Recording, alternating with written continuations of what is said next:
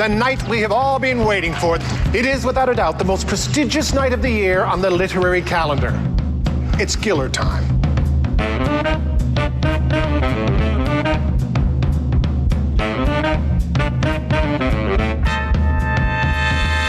If Margaret Atwood happens to be in the audience, what do I do? Never look her in the eye. Why? She will knock you down.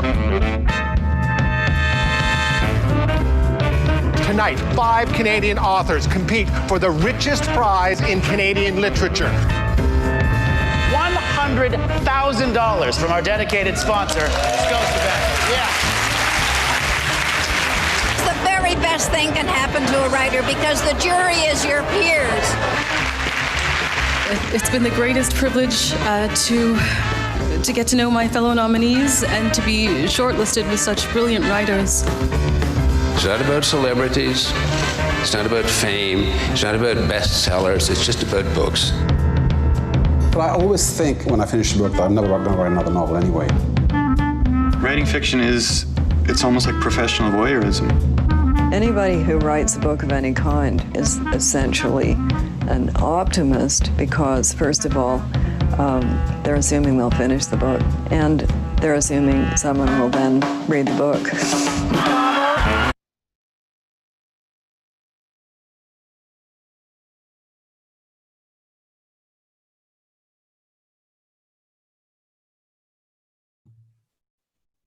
Okay, good afternoon, everyone, and welcome to the Scotiabank Giller Prize reading series.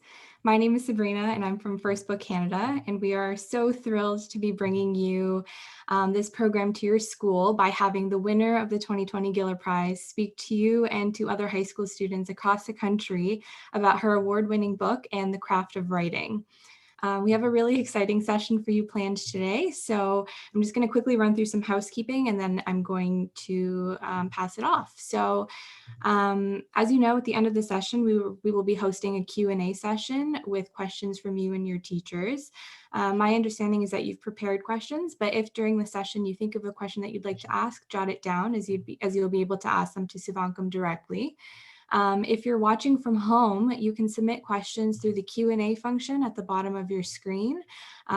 We will try and get to as many of those as possible, time willing. And I would now like to pass it off to Brianne from Scotiabank to deliver a few remarks. Thanks so much. Hello, everyone. My name is Brianne Schutz. I'm the Senior Manager for Insurance at Scotiabank, coming to you from Saskatoon live from my spare room.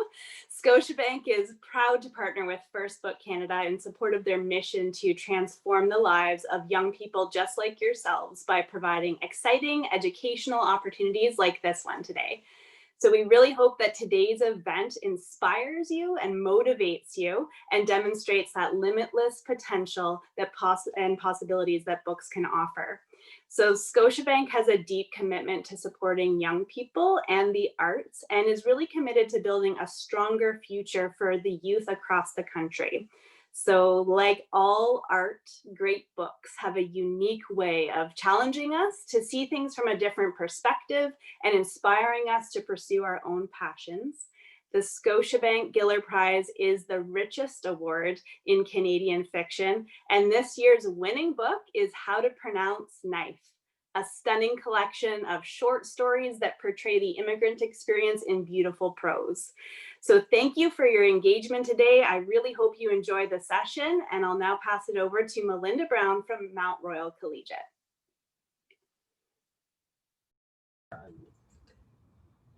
You're on. Oh, am I? Am I? Oh, okay. It's an absolute honor to be introducing Souvankham Thammavongsa today. Souvankham Thammavongsa is the author of 4 acclaimed poetry books and the short story collection, How to Pronounce Knife, a New York Times Editor's Choice, a Time 100 Must-Read Books of 2020, and winner of the 2020 Scotiabank Giller Prize. Her stories have appeared in many prestigious publications, including Harper's Magazine, The Atlantic, and Granta, as well as Best Canadian Stories 2020, and have won numerous awards, including an O. Henry Award. People clearly love what she does. And now that we've had the opportunity to read her stories, we understand why this is so. Ms. Thammavongsa was born in a Laos refugee camp in Nong Khai, Thailand. She and her parents were sponsored by family in Canada, when she was 1 year old. She was raised and went to school in Toronto, where she now lives. Before we began reading the stories in How to Pronounce Knife, we listened to and watched a couple of interviews with the author. So much of what she said about her life and her writing resonated with us. She mentioned how her characters are people consistently on the margins of society, but that in her stories, they are at the center. They are the heroes. Even at some of the lowest points for her characters, we still witness moments of life-affirming happiness. This is not surprising because the author herself expresses a contagious happiness, as we've seen and heard in the interviews. Her stories explore the diversity of the immigrant experience in a way that broadens the range of our understanding of this experience. In an interview, Ms. Thammavongsa said, "We don't often get to see ourselves as ferocious or furious or ungrateful or joyous or enamored." And I really wanted to give voice to some of those other less familiar aspects of the experience. In her writing, she does this by weaving moments of suffering and longing with images of defiance, unbridled vitality, and pure joy. There's no better way in the world to learn about literature than from the people who create it. And this is the gift that we get to experience today. With that, I will finish by welcoming you and saying we are so pleased to have you with us today.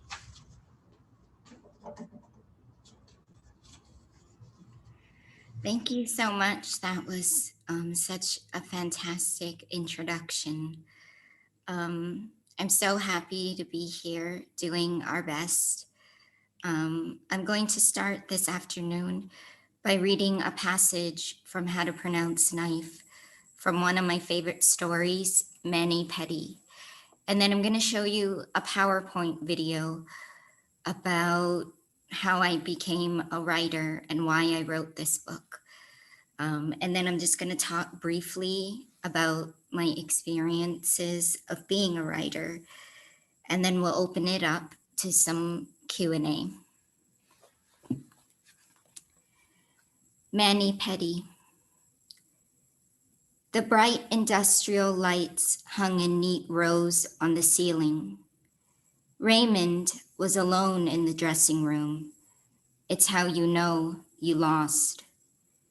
He knew it would come to this. They only ever talked about winning and knockouts and the ways in which he didn't measure up. But in his mind, the joy of boxing was in the small details no one was there to see.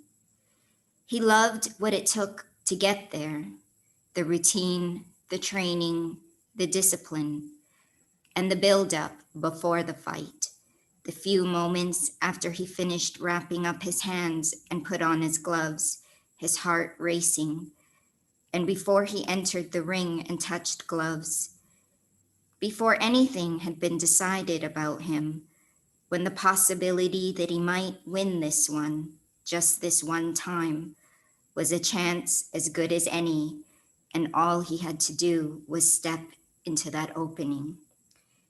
Even when that didn't happen, being in the ring still meant seeing a champion up close, becoming a small detail in his list of bouts. It meant he, Raymond, had been there, and it was hearing his sister's voice in his corner that he loved the most. Raymond heard the excitement of the crowd, their chanting, screaming, and jeering. But no matter how loud they got, his sister's voice always broke through. The way she would cuss out the other guy or the audience when they turned on Raymond. He came from nothing, and to stand up anyway and to try for something. Well, if that wasn't courage, he wasn't sure what was. Raymond didn't know what happened out there in the ring, a flurry of jabs and punches, and then he was out. At the time, none of that hurt. The pain came afterwards and matched the sadness he carried around in him, anchored in his body like an extra set of bones. He knew he would lose even before the fight began, knew it for sure once he was in the ring and couldn't lift his arms or his head, couldn't see his opponent's face or understand what he was doing in the ring. He couldn't think out there, couldn't move his feet fast enough, couldn't move out of the way when a punch came. They landed in the middle of his face, quick, hard, sudden. He was trained to see them coming, but he just stood there like some fool waiting for them. When he played back tapes of the fights his sister had recorded for him, he saw the punches in slow motion, how the impact rippled across his nose, his cheekbones, his hair. And when it was over, he could see nothing but black light, those little dots that peppered everything in his vision. He knew it was about time for him to be through with fighting. He had to get it out of his mind that he could ever be a tramp. Truth was, he had become what they call a trial horse. He was just there for someone to punch, a body to pass through on the way to some victory bout. He said he'd quit if it ever got to be like that, and it got to be like that. This wasn't the way he wanted to leave boxing, but it was over now, and he knew it. I'm going to share my screen and start the PowerPoint presentation.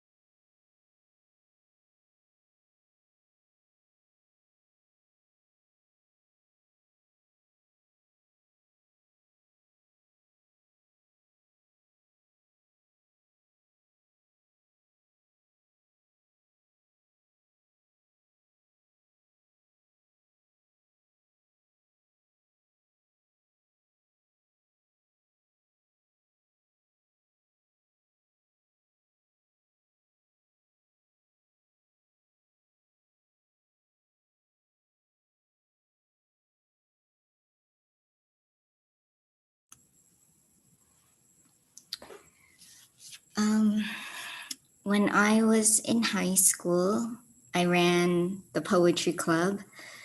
Nobody came to any of my meetings. That's how popular I was. And for the high school yearbook, I just grabbed people in the hallway to come and take a photo to make it look like I was not the only member of the poetry club. My first poem was published when I was 16. I was always serious about writing. It didn't matter that I was 16. I wanted to compete with the adults, and I got published in adult magazines that usually publish older adults, not just teen magazines. I didn't know anybody who was a writer, and my parents didn't know anybody who was a writer. If I wanted to pick worms, work in a chicken processing plant, or box store furniture, my parents knew the exact people to talk to get me in. I was told that nobody was going to publish someone with a name that they couldn't pronounce. And I'm one of those kids who, if you tell me money does not grow on trees, I will take coins and I will go and dig into the dirt and bury them and wait for a year to make sure that, money doesn't grow on trees. I printed and bound my own books, sold them at small press fairs out of my school knapsack to anybody I knew, my friends, family members. At the time I wore braces, so I sold them to my dentist as well. I was discovered at a small press fair. I rented a table for $5 and I had all these books that I handmade. And a publisher there said that she could publish me and distribute my books across the country. And that's what happened. The lovely thing about a small press is that you don't have to be anybody. You can be no one and they'll want to publish you. It isn't important whether or not you have followers or a platform. You just have to have talent.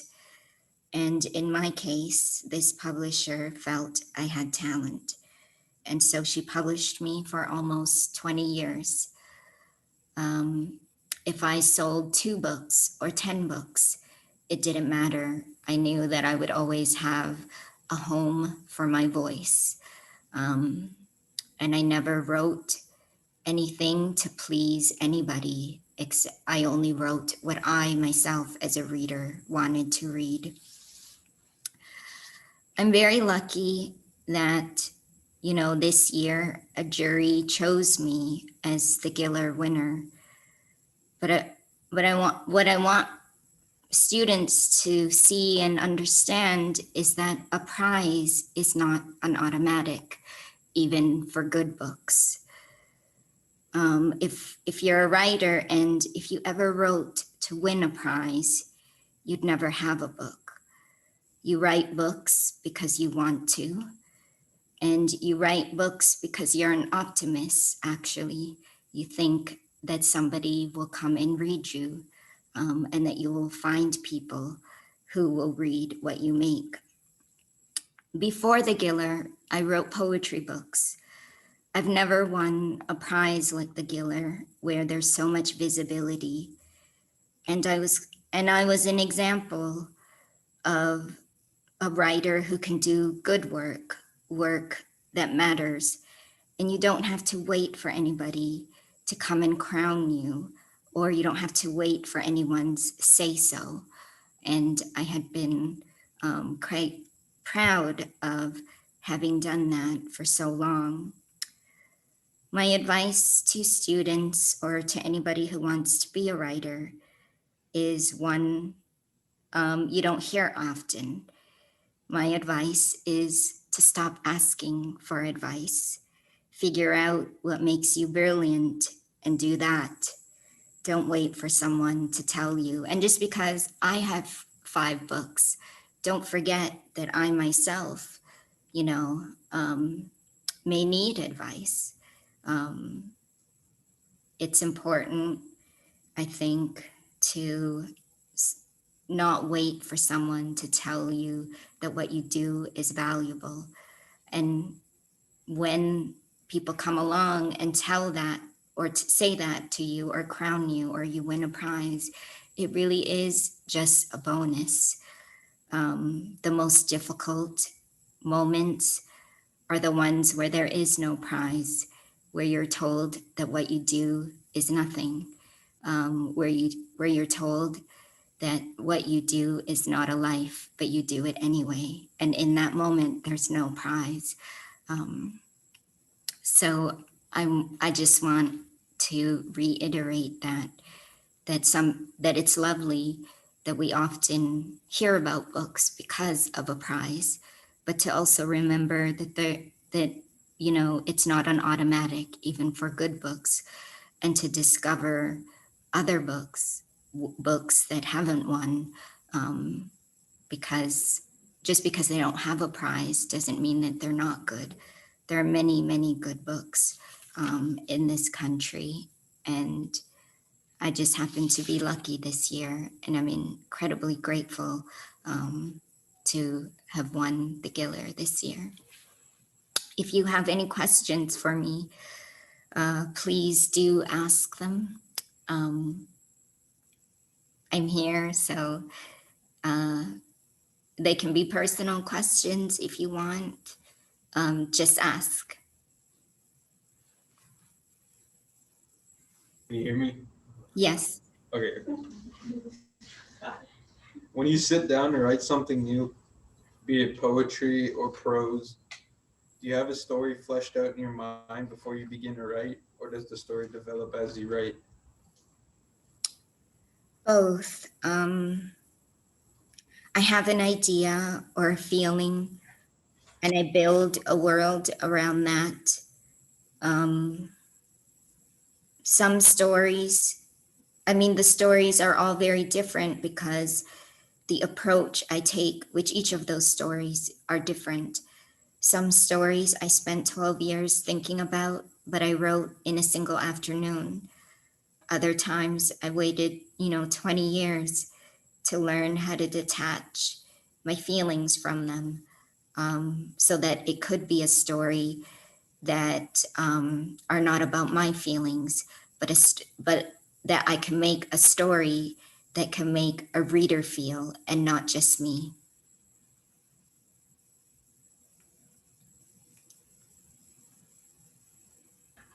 Hello. You mentioned in an interview that we watched that after the incident in your childhood at school with the pronunciation of knife and the trip to the principal's office that you felt alone with the language.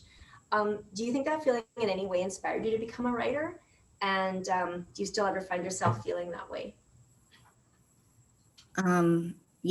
Yes, the writing life is one of grand solitude. You work alone, and even when you have an editor,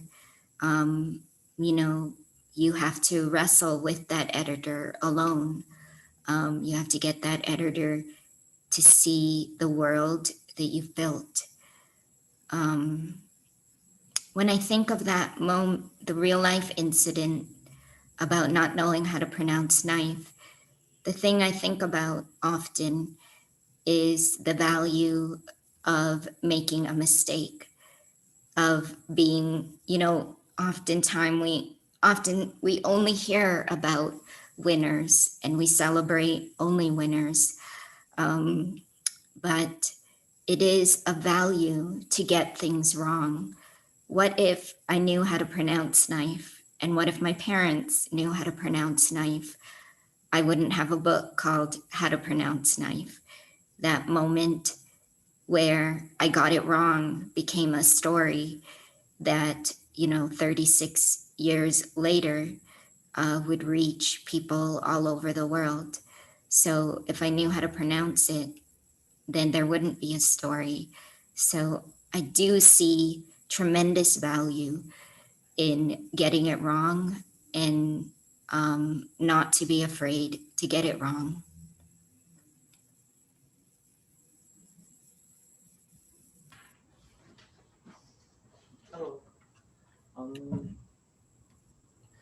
interview that we listened to, you said you were protecting your father's intelligence, his pride, and his power in how to pronounce knife by refusing to accept the K silent. Was this protectiveness of your parents something that came up throughout your childhood? Yes, I felt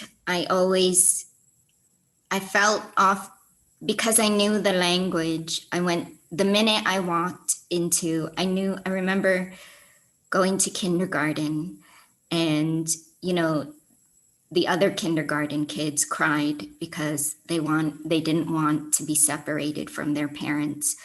But I didn't. And between me and my mother, it was my mother who was crying. And I remember saying to her, she's grown up now. And that she doesn't need to cry.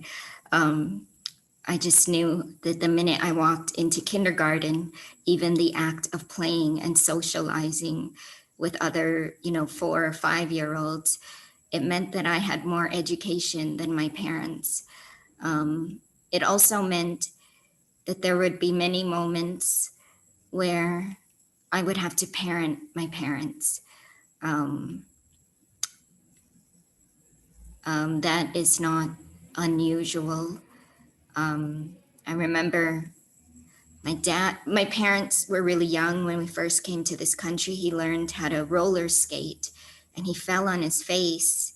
And I was so angry at him because he should be careful, he's my father. And if I, lost him because he wanted to roller skate, that's it, there's no one else to replace him. And I just remember yelling at him the way a parent does about not roller skating.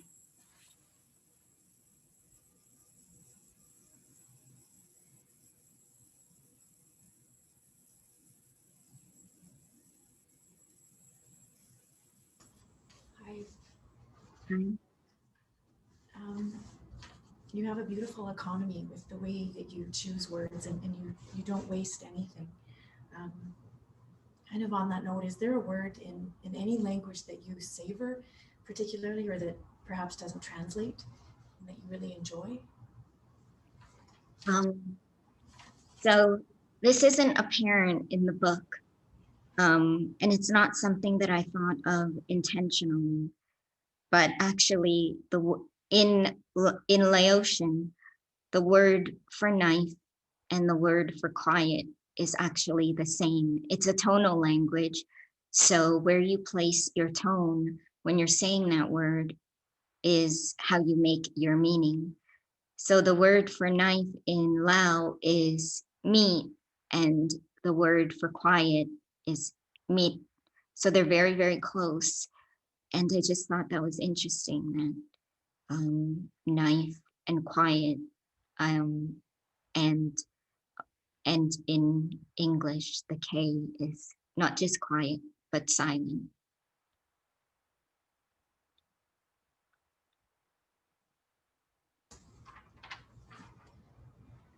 Another thing that we appreciate about you is your quiet joy. You're a very joyful person, but you're contained and understated about it. It's a beautiful thing. Is that a conscious choice or is that just who you are? I really never noticed that. I think I have to be careful with my happiness. I felt this year tremendous happiness, but I'm also aware that there's a pandemic and, people are sick and dying and they're out of jobs. So I have to be careful about how I display that happiness. If you'll remember in the story, Manny Petty, in the end, the Raymond and his sister are in a car and they're listening to somebody else, someone else's laughter over the fence. And they couldn't remember when they last laughed like that. And they only felt like they could be only in close proximity to that laughter. So I'm very aware of my own, when I feel happiness, I'm very aware that someone may be looking on that, and that they may not feel what I feel. I was very aware of that when I won the Giller. The first people I wanted to thank were my fellow nominees, because I know what it's like to get so close to the prize. And I just wanted them to know that they were brilliant too.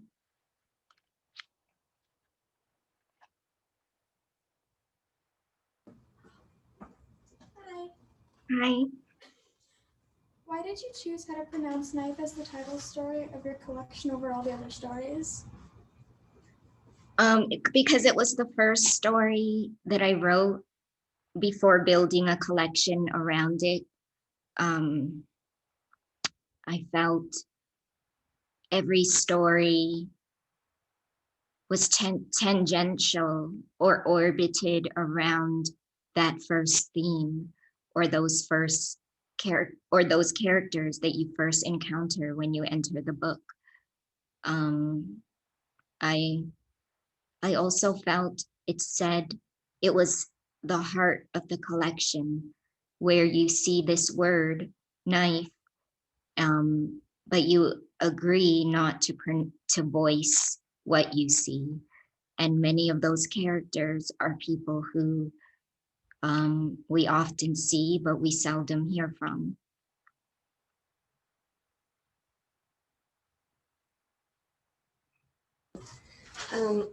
Sorry.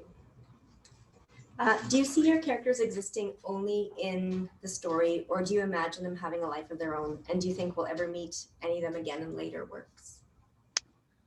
I do think they could come back, but also readers have often told me that they've savored each story and they don't want the book to end.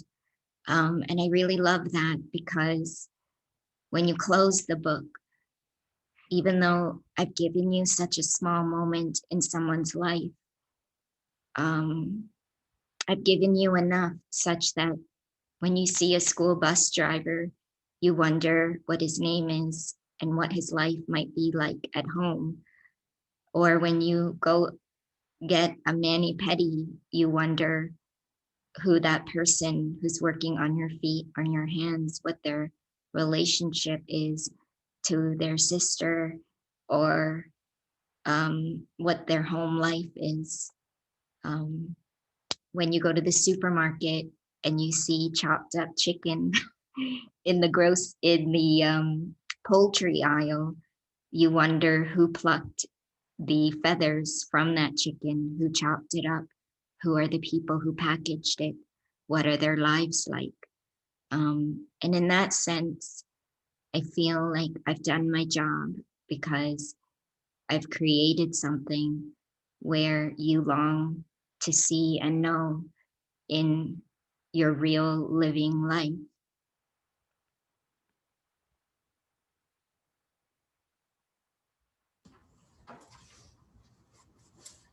Okay.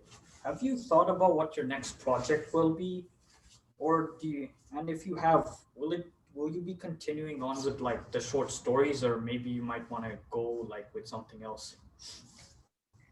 I'm working on a novel. It's similar to Mani-Pedi, except the main character is a woman and she's a boxer. I want to go back to writing poetry. Often those who write poetry and then write fiction, they don't go back. But for me, I want to do both. I didn't leave poetry. I didn't grow out of it. I didn't, it wasn't a stepping stone to writing a novel.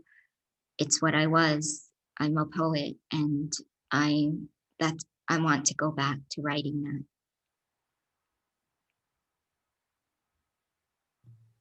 I think we have time for one more question. Question instead of, okay, who wants to read their question? Yep, okay. Do you want this? Okay.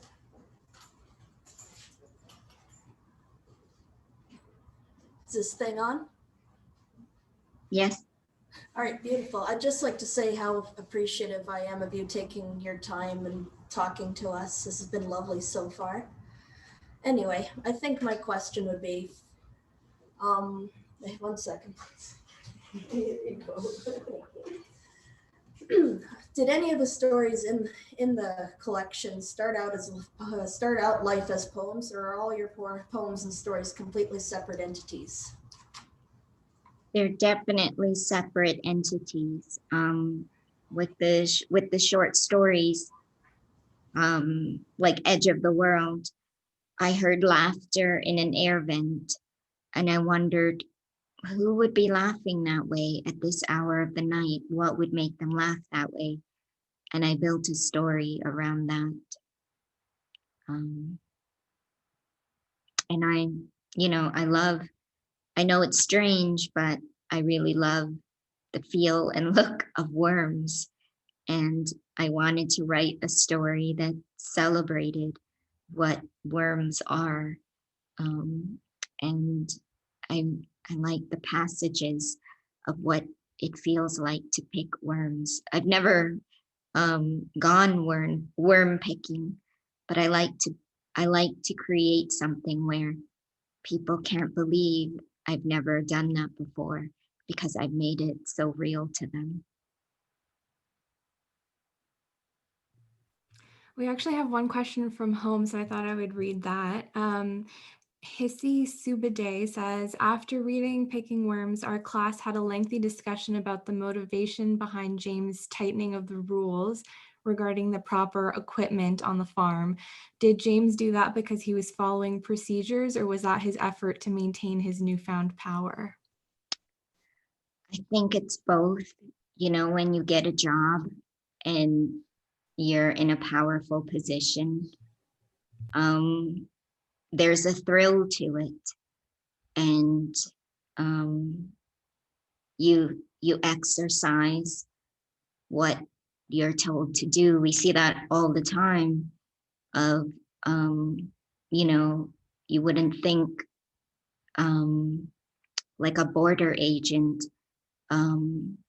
would treat someone so badly, but they do, because they say that they're following orders. Sometimes it's the job that attracts a person to it, and makes them behave the way that the job encourages them to. Okay, so from my understanding, I think we have a student that would like to deliver some closing remarks. I'd like to invite them up now. Thank you.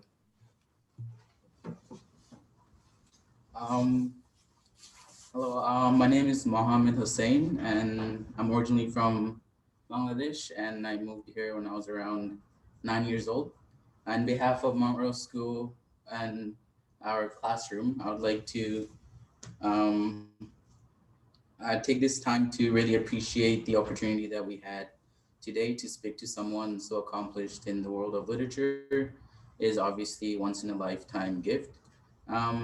For you to spend an hour of your time with us is an honor, and your stories that present to the immigrant experience are highly relatable, because they are also, of course, about human experience, and bring us the realization that whether your ancestors have been here for thousands of years, a handful of generations, or you yourself arriving a few years ago, we are all connected through a common humanity, our laughter, dreams, and hopes, and our struggles. To say that we have enjoyed reading and discussing the stories from how to pronounce knife is an understatement. Our teacher here, Ms. McLeod, told us that in 4 years of her teaching. The opportunity our class had today will go down as one of her highlights of her career. And she was really excited for this day. It's like a kid receiving candy, basically. That's how excited she was for this day. And she was really nervous too. And speaking to a Giller Prize winning author will certainly be, of course, a highlight for many of us as well in this room. I would like to encourage everyone to read How to Pronounce Knife over the upcoming holidays and explore the other Giller nominated books over the coming months. And lastly, we thank you for your time and thank you for sharing your beautiful stories with us. Thank you. Well, I am grateful to meet all of you students, to talk to you as well, and to know that you're reading my book. A writer, I always thought, I don't know who's reading me. I just assume I'm writing into the void. But every time I do these class visits, I hear your voices. And I'm so grateful. It's not easy finding a reader. That it is true that a publisher can pay an influencer to, I don't know, Instagram something or pay for an algorithm. But I know in talking to you that my book is a bestseller because, it's organic, real people are reading it. Nobody paid you to read my book. You yourselves picked it up, and the love that you have for it, that's real. Nobody paid you for it to do that, and I am really grateful. Okay, so I think that concludes our event for today. So on behalf of First Book Canada, I would like to thank the teachers and students of Mount Royal Collegiate for joining us today and participating in a great discussion. Thank you to all students who joined us from home, and thank you to all students who asked such insightful questions. Those were really great to hear. We would also like to thank Scotiabank and the Giller Prize family for allowing us to make these presentations possible, and to Penguin Random House Canada for lending us their technical expertise and their Zoom platform. And last but certainly not least, we would like to thank our special guest, Souvankham, for a wonderful presentation today, for sharing that beautiful presentation and all your family photos as well. And we would also like to congratulate her once again. And if you haven't already, we encourage you to read her book, How to Pronounce Knife. I wish you all happy holidays and thank you again for joining us. Bye.